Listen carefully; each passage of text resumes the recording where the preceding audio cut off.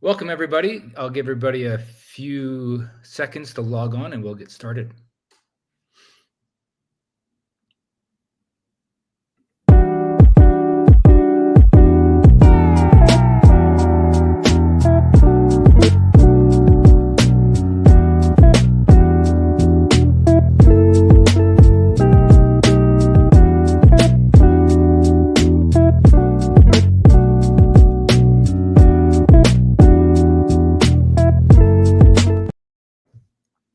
Welcome to episode 12 of Baseball Brewers Lunch and Learn series, Level Up Your Association Social Media Game with Liam Vermont.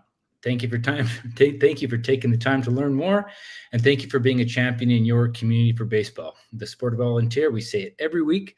The sport of volunteer is the most important person in the Canadian sport delivery system, and we are here to support you in those endeavors.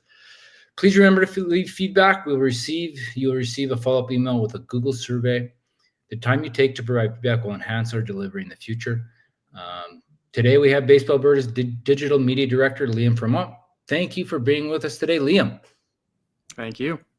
The structure for the Lunch and Learn, as always, is 15-20 minutes of content and then question and answer. Please provide your questions in the comments and I will get to those when we're done with the content. To respect everybody's time, we will keep the Lunch and Learn to the schedule. However, if you do have questions afterwards that come up, please reach out to me by email. The session will be available on our YouTube channel, Spotify, and Apple Podcasts. Liam, here we go. An important topic at this day and age, a topic that continues to evolve for better and for worse. Overall, I think me and you both agree for the better. It's a tool and a resource, but it can feel overwhelming at times for that sport volunteer. Let's get into it. So tell us, why is social media important for local sport associations today? So social media is obviously, like you mentioned, it can be pretty overwhelming for a lot of volunteers that are already bogged down doing a handful of different things. And so making sure that it's a priority, I think is important because it is your digital storefront. And it is a place that people go to now as your website, as an information center, so that you can show off who you are, and what your association's about.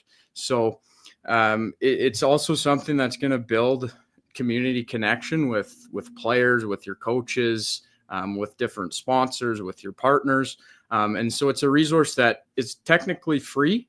Obviously, if you allocate the resources and pay for staff to use it, it's not necessarily free, but as a volunteer association, it's a platform that you sign up for, create an account, and you can get going right from there. It's going to build legitimacy. It's going to build trust with any family members looking to get into baseball. And if they look up your association and the first thing they go to is your social media, you're going to want it to look good, and you're going to want it to attract those players to come to your association as opposed to pushing them away because you have nothing set up on there. So it's the first impression for what you do as an association. And then obviously for the members that are part of your association, it's going to help them stick around, and they're going to enjoy being a part of something bigger and get to see what other programming is happening within your association. And keeping it live and visible for everybody to kind of see what you're doing from a year-to-year basis. So speak to me more about that digital storefront, because, my old man, he'd go to the Yellow Pages. My generation, we probably went to a website. Yeah. Now you're stepping into possibly, you're maturing. You may possibly be, producing the next generation of baseball players. So where would you go as a parent with your generation to understand where to play baseball, or how about what an association offers? What would be your first point? Yeah, I know we talked about it lots together, and just if I was to search up an association or a business, or I'm looking to buy, let's say, a piece of clothing, the first thing I do now, and this is, I think, aligned with my kind of generation, is we will go onto Instagram and we'll search up their platform, and that's our first area that we go to see what this company or what this organization is maybe trying to do, and we get a good idea of if we want to buy that item or that product or that service. And so that's kind of why it's super important that if it's set up properly, you're either gaining, if it's set up properly, you're going to potentially gain a customer or a member in our case. But if it's not, you might push them away, and someone else that has it set up properly might gain that customer or that member. So that's why, yeah. Sorry. So good segue into the next question then. What are some of the biggest missed opportunities and common mistakes you see associations make regarding social media? Yeah, there's lots. I mean, it's all the platforms are run a little bit differently. So there's so much to know of the ins and outs of each specific platform you're using. The main thing that I see our associations doing improperly would be using it as basically poster boards for things that maybe should have been emailed out or maybe should have been communicated in a different way. How I see it is social media is a way to attract and retain players, and not necessarily to announce that there's a registration opening. Well, you could use that, but there's a little bit different ways in marketing and using emails to do that type of thing. So you'd want to use it in a way that when you think about making a post, it's how is it going to attract players to our programming, as opposed to just regular day-to-day communications that can easily be sent out via email. Another thing that I find isn't used as much in talking about that type of communication to your membership is you can use your Instagram stories and your Facebook stories as a way to communicate those things. An Instagram story is something that's pretty low risk because you're just posting it to the story. It's not a main post in someone's feed, and someone can just click through your Instagram story or Facebook stories quick. So if you're constantly posting communication stuff that might not target every single individual, it's kind of a low risk area. So that's another thing that you can utilize as an association. And then another big one, and I'll touch on it on some other questions, is the collaboration feature within Instagram and within Facebook. It's not being used as much as it should be. And an example of that would be a lot of posts that we make as Baseball Alberta. We're trying now to collaborate our associations on anything that's relevant to them. And then we're also trying to incorporate the players specifically. So if you can collaborate with your players and tag your players directly, they're going to maybe share it on their story. If you collaborate and they accept it, they're going to have it shared to their actual feed. And that's a whole nother following base of people that are going to now get engaged with your content and your stream, and they might go onto your channel and follow you. So that's something that I find associations should look into a little bit more, and then should try and start utilizing a little bit better. Okay. And then, yeah, sorry, go ahead. Sorry. I mean, tagging, Instagram stories, I have a growth mindset, but even that kind of is almost overwhelming. So it's like, okay. So how do you approach social media without burning out? Because even though that vocabulary, it's almost like for a sport volunteer, it can be a lot. So like, if you're just getting started, which platforms am I going to prioritize, or where do I want to go with it? Yeah, so I personally, and what I've researched to be the best tool for what we're doing and who we want to attract is Facebook and Instagram. So pick 1 to 2. If you want to start small, I would say start with Instagram, because that's going to be your biggest base of players on there, and then parents on there. You could also, if you're more familiar with Facebook, if you pick Facebook, that's where most of the parents are going to be. So if you start with those 2, that would probably be the best option. What's nice about Facebook and Instagram is they're all under Meta Business Suite. So that's a free platform you can use to schedule your posts, and do some other things. And you don't have to post everything individually on Facebook or on Instagram. So you can schedule the post on Meta Business Suite, and then that will ultimately post on Facebook and Instagram. So that's a nice way to start, and you can attract two different audiences as well. TikTok, if you got into that side of it, it's a bonus. I know Twitter is definitely a dying app. It almost seems like for some people, a lot of people are struggling, and even I really struggle to really get a lot of traction now on X, just because there's so much content being posted on there. And then just getting ahead of things and being able to schedule and content and batch it together and do it early, so that you're not scrambling it at midnight trying to make posts and stuff like that. If you can schedule ahead, that's obviously going to be of benefit to you. And then I'll touch on it some more in some future questions here, but using Canva and different platforms like that to create content, that there's already pre-made templates and things made for you. So you can go onto there and find templates of posts that you're thinking of making, or different creative ideas. And so okay, I'm going to hold you right there. Tell me, like, that Canva. So that sounds like a tool for my social media strategy. So what let's get into it. What kind of tools or apps can make my life easier as a sport volunteer with my social media strategy? Yeah. So the best tool I would say is that Canva. And so what Canva does is it's just graphic posts. And then you can also, within different graphics, you can scan around. They already have pre-built templates of people who have been graphic designers at some point, and they're professionally done. And so you can go through all those lists. And if you pick one, you can drag your photos in. It's easy. They've built it so that it's pretty user-friendly and it's not overwhelming. If you wanted to get into the more advanced side of creating some of these graphics, that's where you'd get into like the Adobe Illustrator, Adobe Photoshop, and things like that. And then the other, I guess, tools that you can use and different apps that you can use would be for video. Video is super huge on social media now, and it becomes a lot harder as content creators and social media admins, I guess you could say, to develop content, because it's so much more time to edit video and do all that stuff. But a good one for that would be CapCut.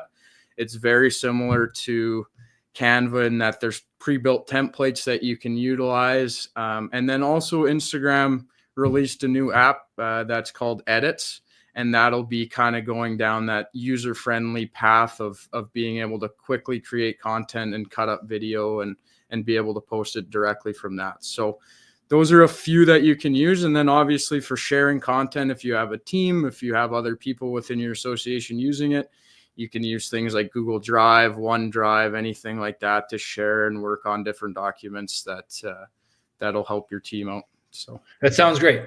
Certainly the way you speak of this stuff, you're super talented and have a unique skill set, and we appreciate you here at Baseball Alberta. But if I were to challenge you on this one, what kind of post continually performs well for a local association, or what are the types of content we should key on as an association? And perhaps I'm going to challenge you on this one. With that type of post, what would be the resource tool or AI or Canva or CapCut you would use to enhance that post, or assist the sport volunteer in making a post such as that? Long question, but yeah. So I find the best thing and the ways you can find out what the best content is by going and looking at channels like MLB, NHL, and see what they're posting. And what really does well is real human beings being in posts. Actual faces behind cameras is what's going to do best. And so for our specific sport, any action shots of players are going to do really well. And so if you can utilize a talented photographer, that might be a parent of a player or someone within your association board that is talented with photography, that's your best way at starting and creating content. I'm sure many of you've seen that we've been doing the photos of the week for the last few years now, and some of that content is the best content because people have stuff to look forward to each week, and they can come back and see their kid pitching or a friend or whoever, and they can repost that to their stories. And it's a high quality image that speaks levels, and it shows community, and it shows a bunch of other things. Photos can capture a lot of emotion and a lot of things that you're looking to collect and post on social media. So that's the best area to start, is just by having high quality photos. And then if you want to start getting a little more advanced, that's where you can start going in behind the scenes, where you're doing post-game interviews with players, or you're doing warm-ups, or you're showing a player's pre-game routine and what he does, or things like that, or how a coach structures a practice. So you can dive into so many different forms of content. It's just having the ideas and having them, having a team to kind of work out and chat with and see how it's done. Other content pieces could be things like member spotlights. So it's a volunteer spotlight, a player spotlight, something like that. And then I mentioned it earlier, but you want to create content that kids and families want to repost on their story, and they're proud to repost on their story. Because if you have a post that people aren't adding to their story, it's not going to gain traction, and it's going to kind of just sit hidden. So you want to think about, how do I create a post that someone is going to repost on their story or retweet or whatever the platform you're using has. So what I'm hearing is that we need to, as an association, so we don't have to be the first point of contact. Yeah, I think what I'm hearing is that we need to tap into the creators that are within your association, tapping into those parents and players, and essentially those members that already live on those platforms. Is that right? Yeah. So that's a really good way to create content as well, is finding who is posting content. I'm sure in all of our associations, there's some parents that might be at the field every single weekend, and they're posting. And so if you can find those parents, you can just utilize that content and repost it and ask them for permission to use those photos or whatever they're posting on your own channel. And that's how you start to grow. The other piece of it too is utilizing players. Last year, for a specific example, a Red Deer Bale team had the players on the bench running some of their social media, and their account drew over 1,000 followers, and that was one specific team. And they would do post-game interviews, and the players would just chat, and that's how they would create content. So that's a really good way. Those kids are in social media every single day, and so they're talented, and they understand what's going to do well within each platform. And so if you can leverage that, you're going to have good content. So excellent. So I got a couple of questions remaining for you before we open it up to the membership for questions. Maybe switch gears a little bit. Obviously, the fiscal capacity within an association is always, fleeting. Can I say that? And how can associations use social media to help attract and retain sponsors and provide value back to those crucial sponsors that help us keep our members in the field? Yeah. So one of the best things you can do is, if, let's say, you're doing something like a photos of the week, instead of just posting a sponsor thank you and it's just the sponsor's logo, they want to be incorporated in a way that's going to capture engagement and capture people's eyes. And photos and posts that are just that logo of that specific brand or sponsor or partner that you're posting often don't do well. If you look at the numbers of those posts, they're pretty low engagement. So to enhance that and to retain them and really make them happy, mix them into a campaign you're doing. So if you're doing a photos of the week, say presented by this company, or if you're doing a game day graphic, add that logo to the graphic that you're doing, as opposed to constantly just be doing thank yous and that's the specific post. So add the value by adding it to a post that has value with regards to a picture or things like that. You can add the watermark right in the bottom half of the pictures or something like that. So be creative with how you're mixing in your partners to your posts, and that should retract and retain them a little bit better. So awesome. Let's go one more question before we get to the comments.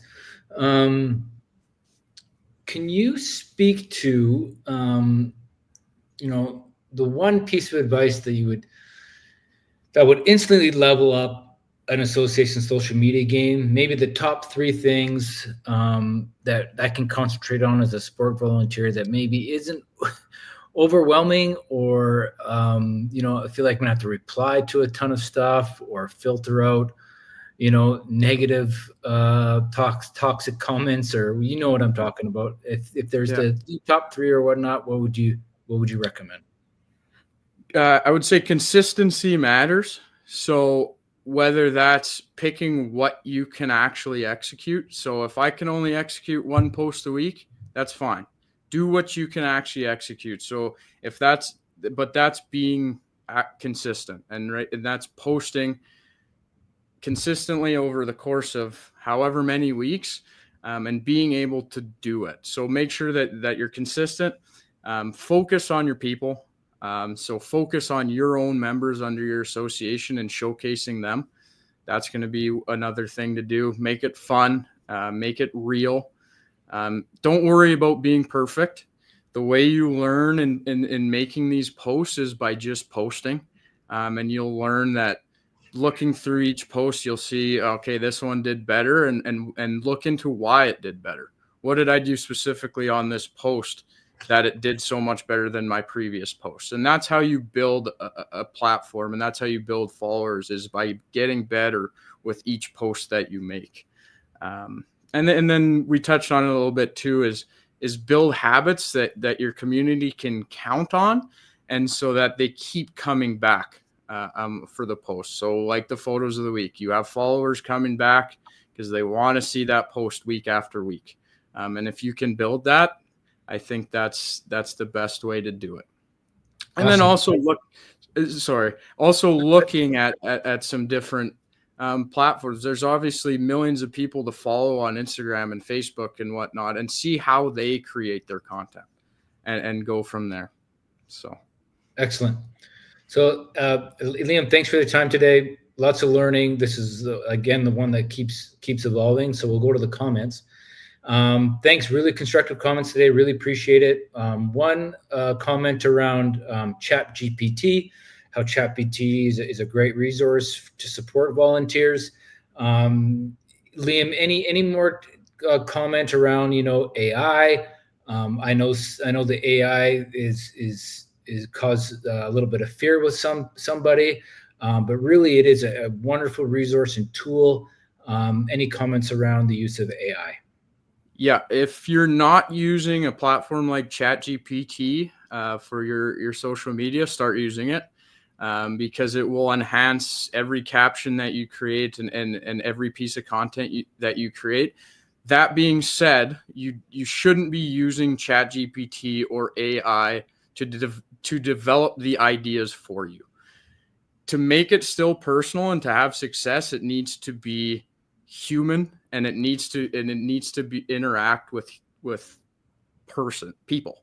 And so if you're just using AI to come up with the ideas, then you're not leveraging it properly. And I bet you that your posts will notice that impact. And so if you're using AI, use it to enhance your own ideas and what you're trying to create. But try not to get down the path of having it just create all the posts and all the ideas for you, because a lot of people are doing that, and that's generic, and it's really not going to help you stand out if you're not using your own ideas. So excellent. The next one is some really constructive feedback for Baseball Alberta. I know that you've only been with Baseball Alberta for a couple of seasons now, and essentially in the lead role as digital media director.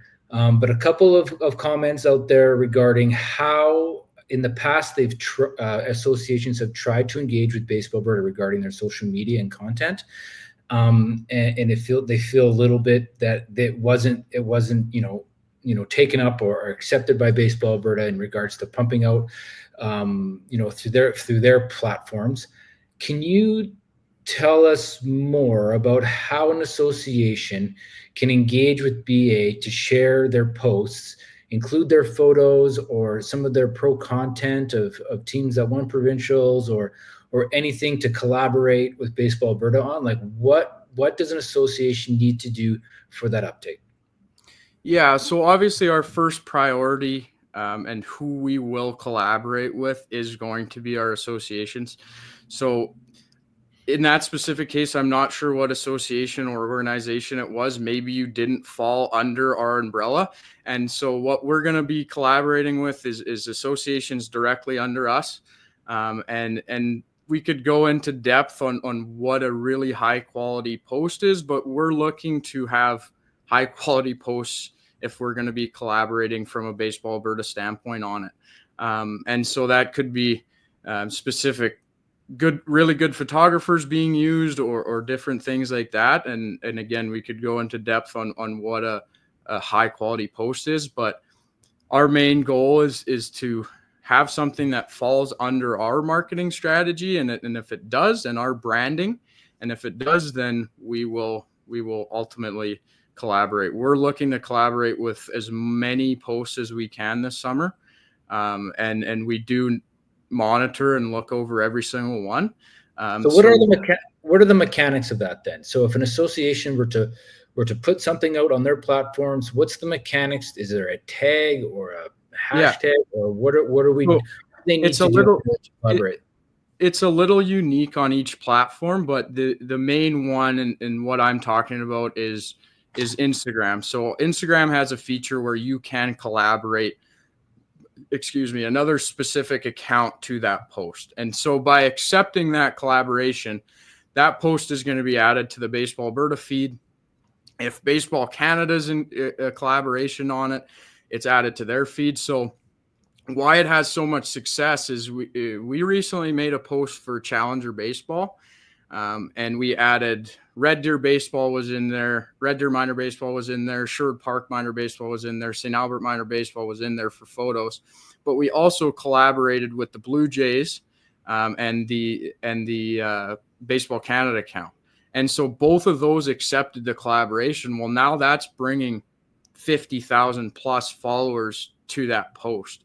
And so if we're doing content that's low quality and our followers are constantly seeing that, then it's obviously degrading our image. And so we want to keep it as high quality as we possibly can, and to be able to attract Baseball Canada and some bigger accounts so that they can also be attached to those photos. So we're not only held by our standards and our guidelines, but we're held by Baseball Canada and the Blue Jays on specific posts like that. So you mentioned branding guidelines. And a marketing kit that obviously Baseball Alberta has gone through, an evolution of our branding, and it's out there on our website and whatnot. Can you speak to a little bit about how a volunteer could access those branding guidelines and essentially include them in their local association posts to make them more attractive for collaboration with essentially the provincial governing body and the national governing body? Yeah. So right now, if you just contact myself, my information's on the website, on our Baseball Alberta website. That's how I'll give you access to our brand kit, and then also our logo files and the current brand guidelines. As things come up, that document is going to be updated. I am working to get it to be more of a public viewing process so that you can just go onto the website and kind of gain access yourself, and we'll just approve it, and then you get released to the brand kit. But if you do want access to see those documents and where we're at with it right now, you can for sure shoot me an email, and I can go back and forth and get you that. Okay, great. So what I'm hearing is that we do have those guidelines, you can access them through an email from through Liam. Other than that, it's coming as in terms of on our website and offer. Okay, great. Any other comments or questions regarding the content today? Thank you for everybody's attendance. Thank you for the constructive feedback. We're always trying to be better, so please keep your efforts up in collaboration. Baseball Bird has invested heavily into Liam, and we're thankful to have him. Well, Liam, it looks like we're all done for today. Certainly, please reach out to Liam if you have any additional questions. Liam, happy to have you. Love all the stuff. Yeah, growth. It takes a growth mindset for an old guy like me, but really appreciate all the info and your talents. See you next time. Thanks for having me on, Aaron.